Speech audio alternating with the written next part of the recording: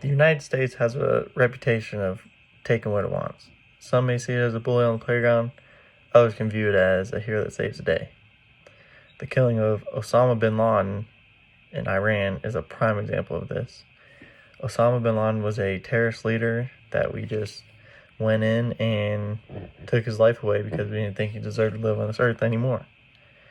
On a relative scale, in the United States of America, we are looking into the eyes of Iran and telling them currently, we're not afraid to come in and take away your terrorist leader because of their terrorist tendencies. Some people in the United States may believe that this would cause us to go to all-out war. All-out war being 90% of our military being deployed and fighting against Iran for one common goal, or them fighting back to us in retaliation for something, as in killing one of their leaders. On the other hand, the United States does not have to go to all war. There are 3 reasons to this that we'll use to support this thesis. 3 reasons are our own leader and Commander-in-Chief, Donald J. Trump. He's telling us, the nation, that he does not want to go to war. Our commander is telling us he does not want us to go to war, and probably we shouldn't go to war. Because, second reason, the oil and gas.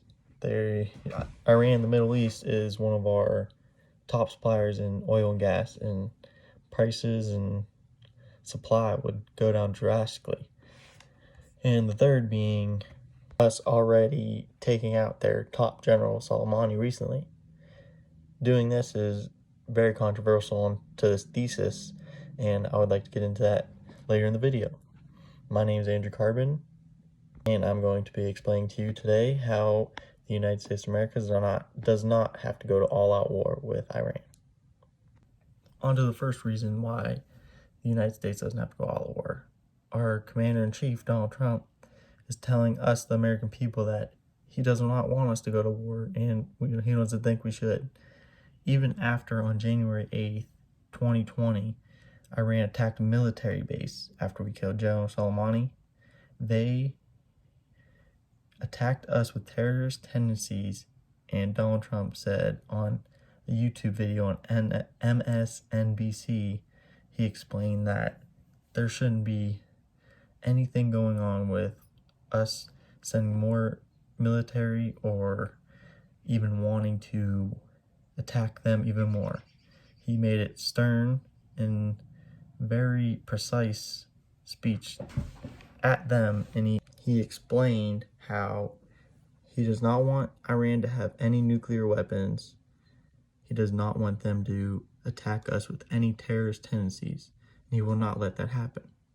But when they do attack us with that, we warn them. So he gave them a warning, but he's not wanting to go all out and send 90% of our military to the Middle East. So Donald Trump is applying pressure. Yes, in this speech, that was our tactic. Our tactic as America was to apply pressure with words first, to intimidate the enemy. That is one of the very first acts of preventing war, is intimidation. And that's what the United States decided to do.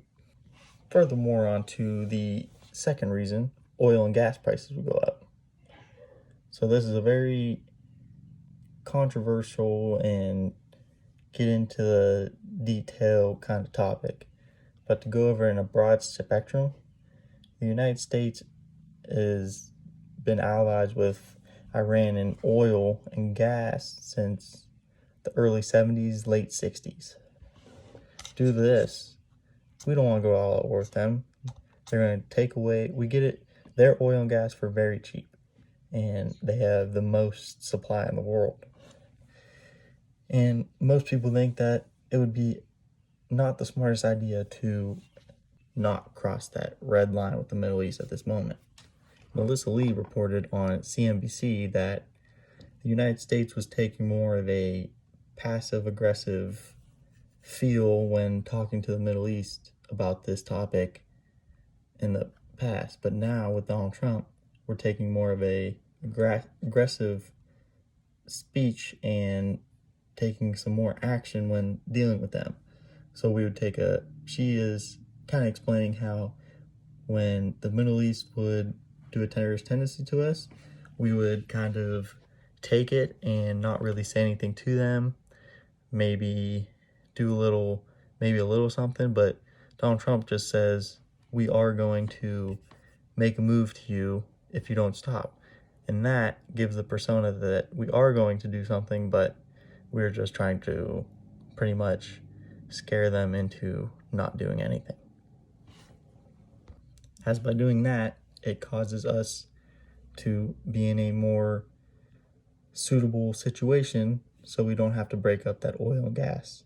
So the first, Donald Trump does not want us to, and the second, oil and gas, we need it, and we plan on keeping it. On to the third thing, and probably the most obvious reason. Recently we killed their top general, Soleimani. Obvious because many people may believe that, okay, we killed their top general. That means that they are going to retaliate and be very upset and want to go to war with us. On the other hand, I think the military is looking at it is, we see their top man planning out ways to take out the U.S. and their terrorist ways. So we take out their planned deceiver and their top general, the guy that was making all the decisions. We take that out, take out that building that they had all the secret plans in, and that's vanished. They're scared now and they don't want to make any moves because they know we're watching. So that kind of put that stuff on a straight halt. And that's the third reason. Overall, the United States is not going to all-out war with Iran because of the reasons we talked about today. It would not benefit our economy. That is usually the number one staple for the United States, to keep the citizens safe and make our economy great. Our top general, Donald Trump, told us in a YouTube video and a speech to America and to Iran that he does not want to go to war. That is not the top priority and nowhere near what we want to do. Oil and gas prices would skyrocket up because we would have to look for other places for it, and it would not come from Iran anymore. And the third, we took out their main culprit, their General Soleimani. He was a mastermind and we took him out.